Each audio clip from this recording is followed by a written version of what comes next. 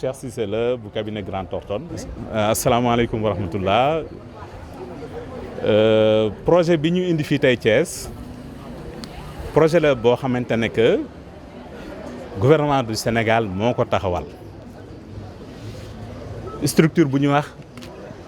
kuréel bu ñuy wax Union européenne moo ko financé. Union européenne bu ngeen xoolee dafa jàppale gouvernement du Sénégal lu bari ci wàllu justice. Bari na ay tribunaux yoo xamante ne que Union européenne moo leen créé donc Union européenne day yëngu lu bari ci financement lépp lu jëm ci wàllu justice. Donc projet bii nii projet la boo xamante ne que projet bi bu ñu koy wax ci français mi ngi tudd projet d'appui au renforcement des structures et mécanismes d'arbitrage spécialisés dans la conduite des affaires. Donc projet la boo xamante ne que li ko tax a jóg mooy ñu fexe ba nit ñi acteurs économiques yi opérateurs képp kuy yëngu ci wàllu économie ak képp kuy population nga xam ni que am na fi ay kuréel yu fi nguur gi teg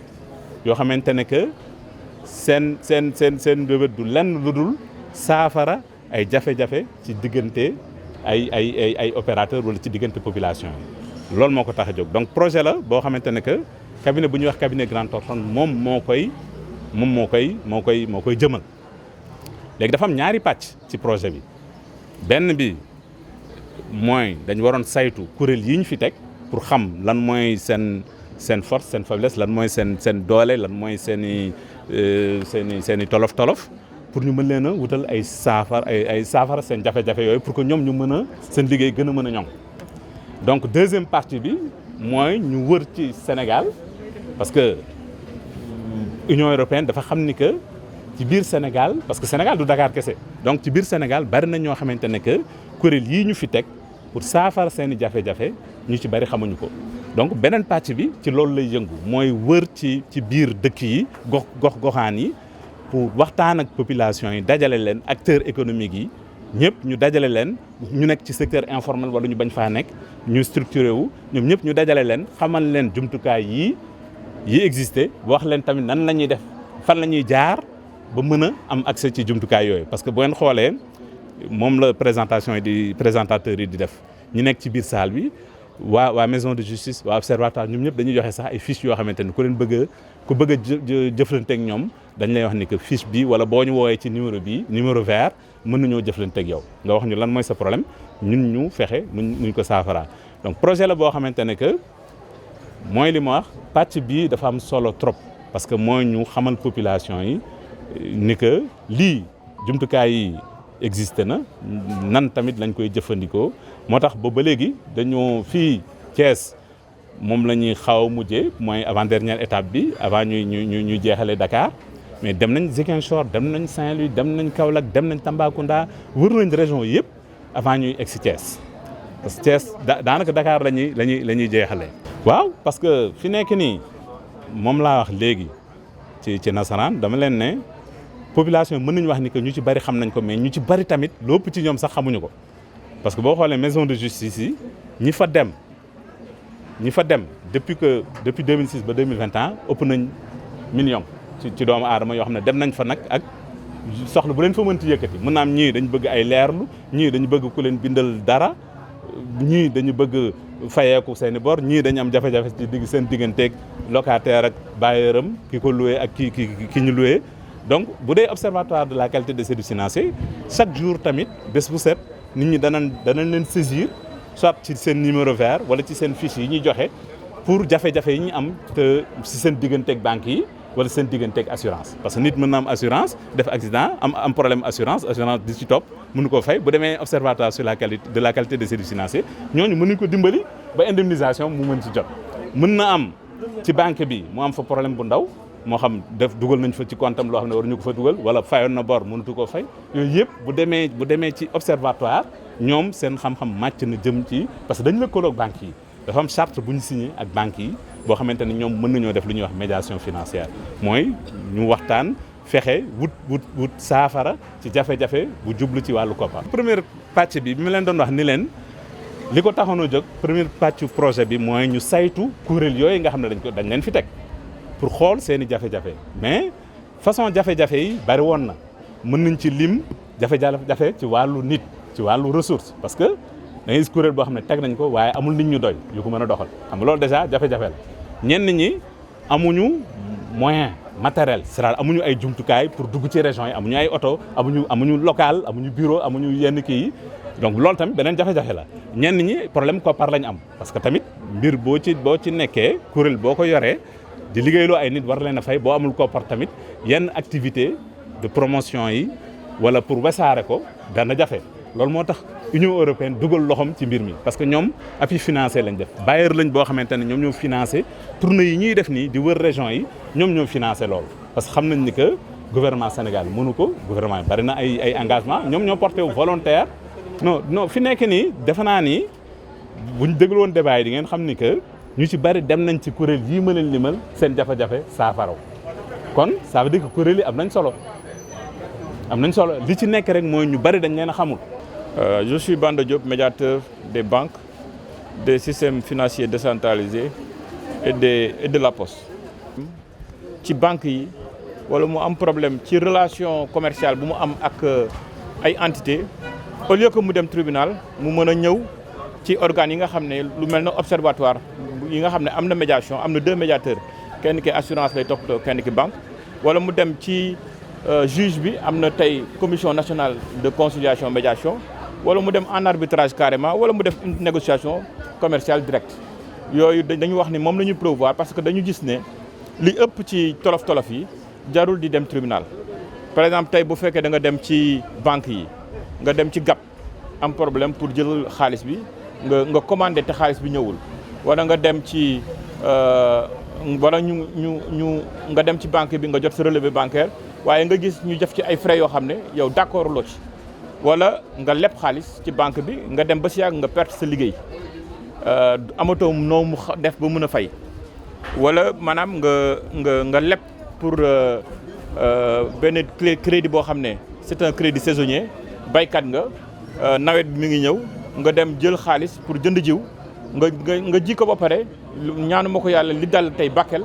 wala li dal ay waa noor bi ndoxu géej gi yéeg ba ñëw yàqu wala mu am ay ngelaw yu bëri yu ñëw donc loolu da ngay mujjee am problème pour fay alors problème boobu nag dañu wax ne bul daw fenn suñ la woowee téléphone na nga wuyu mais bu fekkee itam problème bi dem na ba ëpp la loxo nga ñëw ci li ñuy wax observatoire de la qualité des services financiers am na fa ñaari médiateurs yoo xam ne seen liggéey loolu la te dañ koy def gratuitement te dañ koy def aussi ci anam bi nga xam ne mooy anam mu sutura sa diggante ak ñoom comme ça ñu mën ko toppatoo ay la yëwoon tribunal aussi tey am na lu ñuy wax conciliation médiation ñoom itamit problème yi nga xam ne dafa bëre te décision yu bëri nekk foofu au niveau du tribunal te ay la yëwoon amuñu en tout cas solution pour toppatoo ko ñoom itamit dañu installé lu ñuy wax conciliation médiation pour que dossiers yi nga xamante ni ñoo fa ñëw su fekkee ñaari parties mën nañu ñëw ñu toog waxtaan mais bu ñu waxtaanee pare nag ñu tënk ko ci benn PV d'homologation boo xamante ni partie prenante bu nekk daf koy engagé wala maanaam mu nekk arbitrage mooy ñi nga xamante ni tey société lañu di def ay affaires di def ay business maanaam affaire waaye ñoom ñaar su leen neexee mën nañ ne ñun ay la yëwoon suñu amee problème arbitre bi moo ñu arbitré moo xam chambre consulaire la wala chambre des métiers. donc ko waxee léegi nii rek mooy kaawu débiteur yi wala fay bor yi wala contestation d'écriture yi wala aussi mobilité bancaire mooy jóge nga ci banque bi bëgg dem ci banque bële mais sa certificat d'engagement wala de non engagement mën a goo ko jot yooyu yëpp ñun tamit dañ ciy intervenir. ci wàllu aussi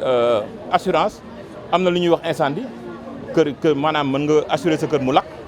wala accident maanaam circulation bi aussi gis nañu lu bëri li ci am ensuite wala mu am ay risques divers yoo xamante ni xëy na jàpp nañu ni amoon nga sa place def nga assurance bi mais am na jëye boo xam ne am na fa te wax dëgg yàlla ki nga ko seqal muy assureur bi nga xam ne moom nga defoon souscription déggoowul leen ci kàddu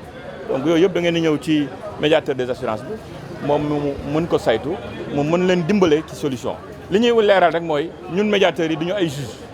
nekkuñu juge ñun dañuy dimbale nit ñi ñu trouver solution su fekkee tey ci médiation bancaire bi la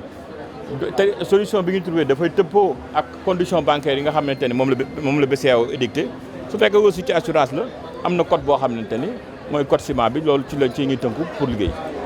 bu fekkee solution amul ci wàllu médiation bi ku ci nekk mën na dem ci li nga xam ne moom nga yaakaar ni moom moo koy toppatoo te en général tribunal la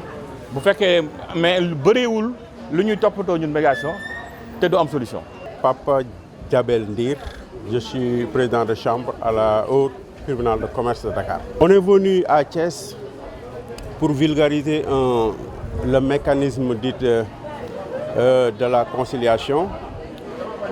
médiation, arbitrage. Donc c'est des mécanismes alternatifs par rapport à la juridiction, à la saisine des juridictions. Et c'est des mécanismes dont la durée de traitement est plus ou moins courte, mais aussi efficace, et qui va permettre aux opérateurs économiques d'atteindre le même objectif qu'au niveau des juridictions. Parce qu'on a constaté que le traitement judiciaire du contentieux commercial, suivant toutes les étapes de la procédure, peut durer jusqu'à 5 ans. Depuis la première instance, en passant par la Cour d'appel, et juste devant la Cour suprême ou le CCJA. Donc c'est des procédures longues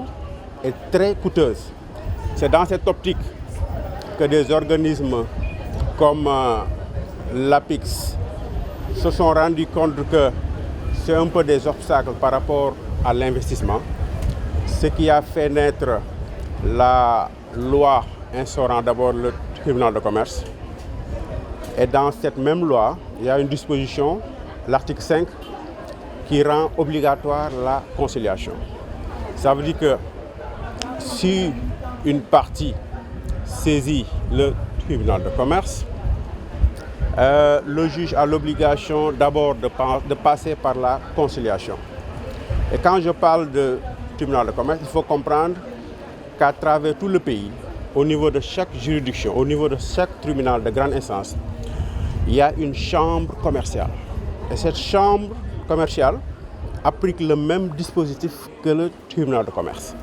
Donc à Dakar, par rapport au volume du contentieux, c'est ce qui a fait qu'on a créé une juridiction commerciale spécialisée.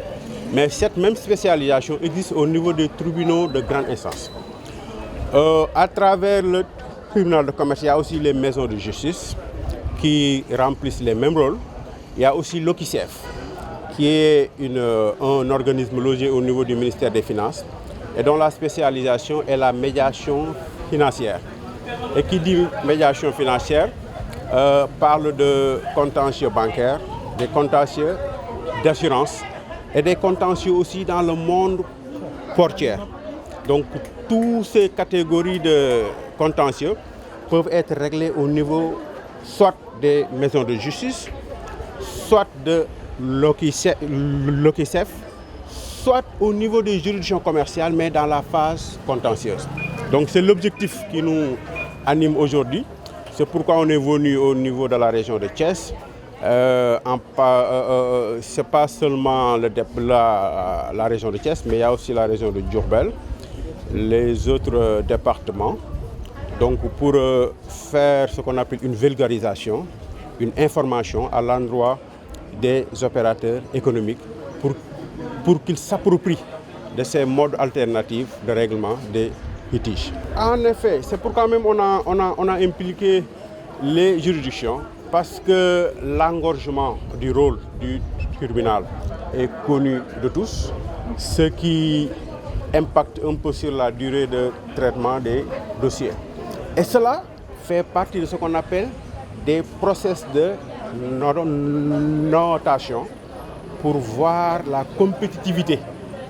et l'attractivité du pays par rapport aux investisseurs extérieurs. C'est très important parce qu'il faut toujours, même au niveau des contrats d'investissement que vous voyez, même au niveau des contrats, au niveau des banques, au niveau des assurances, on leur fait obligation d'inclure des clauses de médiation préalables. Donc toutes ces institutions-là ont l'obligation d'abord de procéder à la conciliation avant d'en venir à la phase contentieuse. En effet, c'est pourquoi on est là. Il est très rare de voir le juge sortir de son bureau. Donc on a senti cette nécessité, cette proactivité. Donc c'est une obligation parce qu'on est dans l'ère de la communication. C'est pourquoi on s'est fixé comme objectif, parce que ce n'est pas la première réunion, on a fait pratiquement 5 régions avant de venir à Thiès. Et l'objectif premier, c'est de toucher le maximum d'acteurs économiques, de personnes ressources, mais aussi de les inviter eux-mêmes à s'approprier de ces modes alternatifs.